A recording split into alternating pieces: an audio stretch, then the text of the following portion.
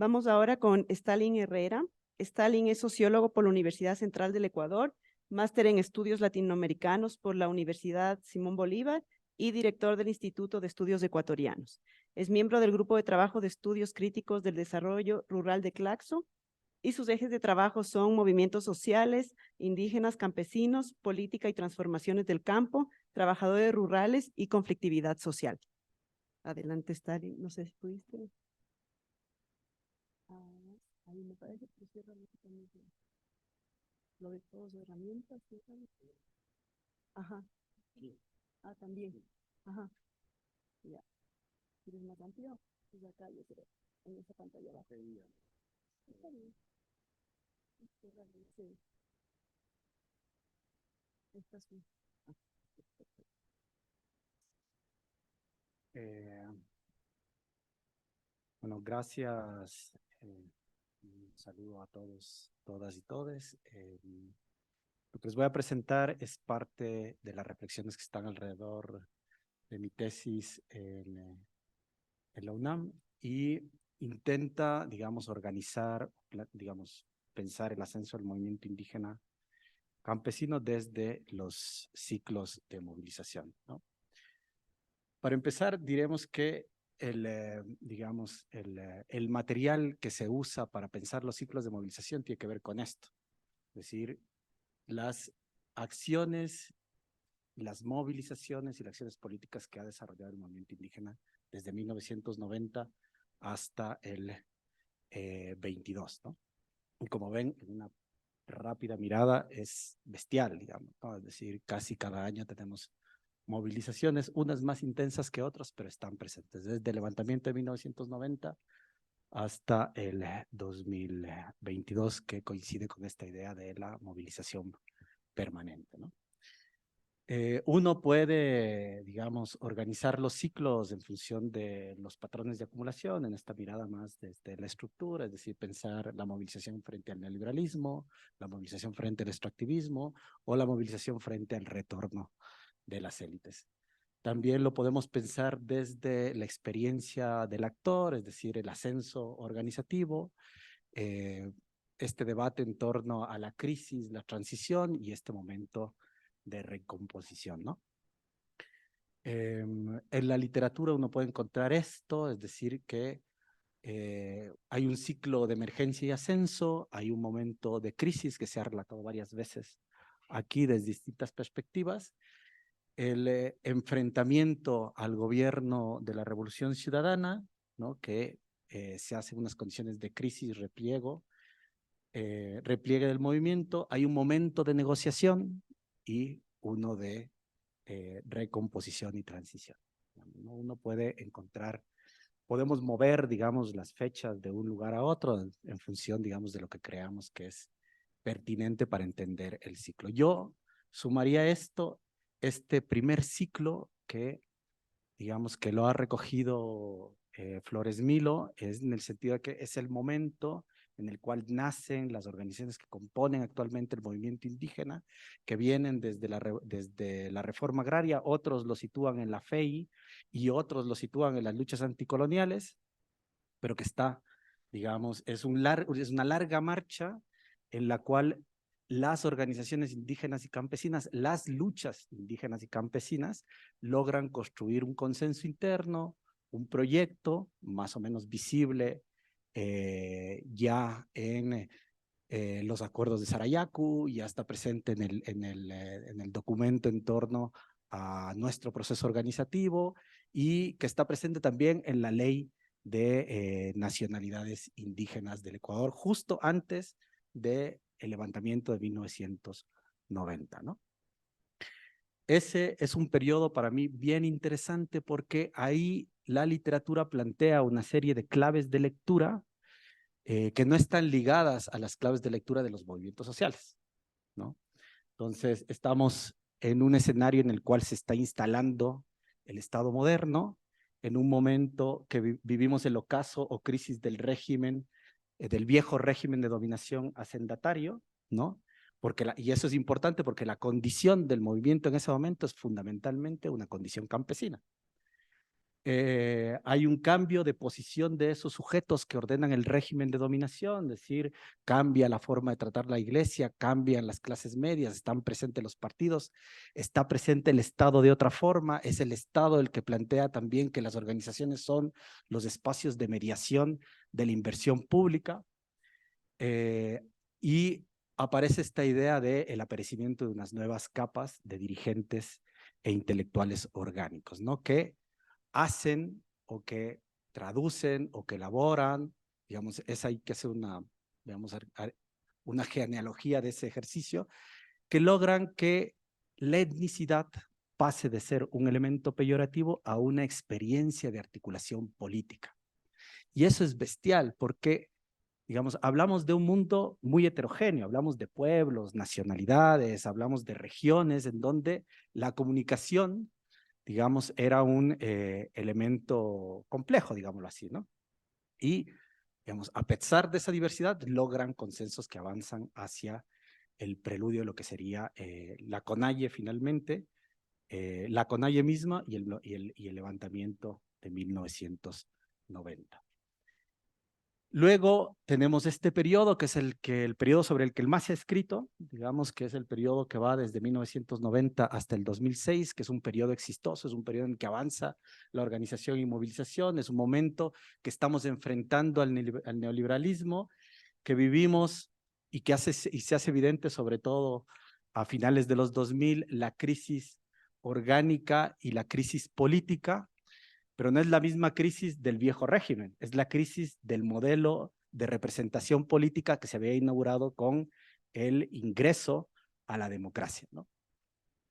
Que va acompañada además de una crisis de la izquierda, en donde la CONAIE se convierte en el centro de agregaciones políticas del momento. Y eso es importante considerarlo porque la movilización, o sea, no solo el movimiento indígena es el que se moviliza, ¿no? Sino que hay un ascenso de una alianza que está representada por los movimientos sociales y la coordinadora de movimientos sociales será el mejor ejemplo. Y es un periodo en el cual la etnicidad pasa de ser de esa experiencia de organización política a una experiencia de ascenso social, ¿no? ¿Por qué? Ya lo voy a explicar más adelante. Porque detrás de ese ascenso hay un proceso de institucionalización del movimiento. Hay una construcción de estatalidad que viene desde abajo, ¿no? Y hay una multiplicación de intelectuales que tienen que ver con nuevos niveles de profesionalización, con nuevas formas de burocratización propia de las dinámicas, digamos, de estos sectores al interior del movimiento. Aquí ya estamos, digamos, si la lucha por la construcción de las organizaciones tenían que ver con un tipo de dirigentes que eran los cabecillas que les llamaban las haciendas, el segundo momento, que es la mejor imagen, sería el Luis Macas, que es la constitución de la CONAIE. Acá empezamos a la emergencia, que es lo que decía Flores Mino, de otra camada y otra renovación de dirigentes en el espacio. Digamos, pero sobre esto se habla menos en el movimiento, es decir, el movimiento pasa, digamos, a la lucha política a partir de las prefecturas, alcaldías, juntas parroquiales, pero además se crea toda una institucionalidad, ¿no? Que es, para algunas lecturas, responsable de la crisis, para otras lecturas es un espacio de influencia del movimiento. Ahí está el PRODEPIN, está FRODEPI, está la universidad, está el CODA, está CODEPLAI, es decir, toda una serie de instituciones que el Estado creó también para responder a la acción social del movimiento.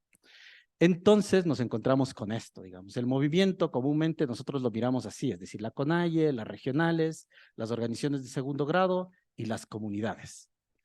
Del otro lado está el Pachacuti, las prefecturas, las alcaldías, las juntas parroquiales. Y un espacio de influencia que son las instituciones indígenas creadas en el momento, que fueron además instituciones de experimentación, con déficit, con problemas, digamos, pero fue el espacio también de ascenso social para muchos de los dirigentes y que estaban presentes en esto. Pero podemos también pensar en esto, es decir, más allá del núcleo duro del movimiento indígena y de sus espacios de influencia, había una articulación que fue exitosa, del proceso de ascenso y movilización de aquella década, que tenía que ver con el movimiento campesino, con las otras organizaciones que disputan la representación nacional como la FEINE, la FENOCIN, los trabajadores, los estudiantes, las mujeres, los ecologistas, las plataformas regionales como la COICA, los intelectuales, las ONGs y otras formas de representación política como la Mautahatari, que en distintos momentos de movilización aparecen como articulaciones o coaliciones del este, ¿no? Pero que están presentes a lo largo de la década. Y luego entramos, digamos, les puse este gráfico por el debate que se planteaba hace un momento, ¿no? Este es el ciclo de conflictividad general del país. Y esta es la conflictividad laboral y esta es la conflictividad indígena campesina, ¿no? Es decir, la conflictividad indígena campesina en esos periodos fue mucho menor que la conflictividad laboral. Y sin embargo, fue el movimiento indígena el sujeto de la representación y de la movilización política, ¿no? Luego tenemos este periodo de crisis que ya al interior del movimiento indígena se debate y se discute cuál es el carácter de la crisis. Para el movimiento indígena, digamos, sobre todo para el núcleo alrededor de Lucho Macas, era la dificultad que el movimiento enfrentaba para lograr articular y representar el conjunto de actores que estaban en torno al movimiento, esa alianza, esa coalición que había sido exitosa en ese periodo. Vienen críticas desde la Coordinadora de Movimientos Sociales, es un periodo en el cual aparecen las conflictividades internas y se evidencian las tensiones que se tematizan como tendencias, coaliciones distintas, líneas políticas diferentes, ¿no? Pero además es evidente la fractura de esa alianza que había estado presente durante esa década, ¿no? Contradictoriamente, en ese mismo periodo, el movimiento indígena se convierte en una opción política y se convierte en una opción de poder, diría el Pablo en alguno de sus artículos, ¿no? Digamos, pero ese es un momento que va entre el 2000 y el 2006, ¿no? En el 2006 inauguramos el progresismo o el correísmo, como queramos decirle, en donde enfrentamos un contexto completamente distinto. Es un periodo en el cual hay un proceso de recomposición del sistema político, hay un proceso de recomposición del Estado. De hecho, en algunos momentos el Estado se convierte en alternativa.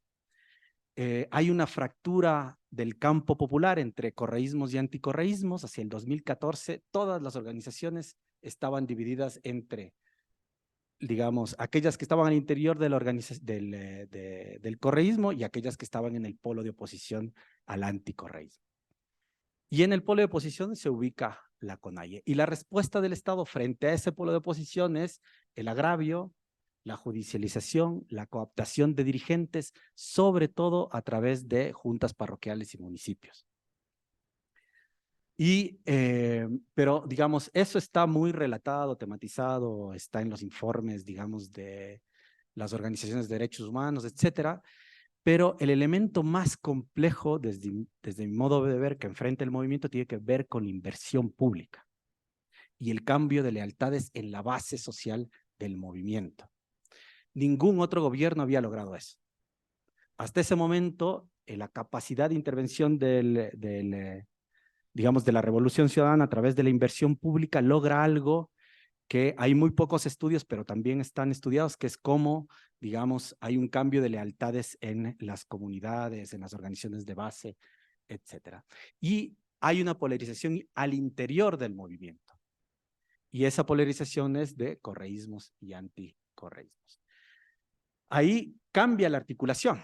Ese es un momento de debilidad en el cual gran parte de esos actores que habían estado presentes en esa articulación exitosa que va de 1990 hacia adelante pasan mayoritariamente al ejercicio estatal del gobierno de la Revolución Ciudadana.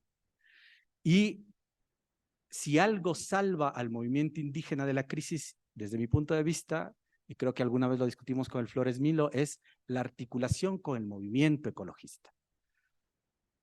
Entre el 2006 hacia adelante hay una emergencia de las disputas territoriales en torno a la minería, en torno al petróleo, en torno al agua, que le dotan al movimiento indígena de una nueva capacidad de movilización, bueno, no sé si nueva, pero en todo caso que no pierde su capacidad de movilización y es el actor que logra no solamente entrar en oposición a la Revolución Ciudadana, sino que además le gana las calles, además le gana las movilizaciones y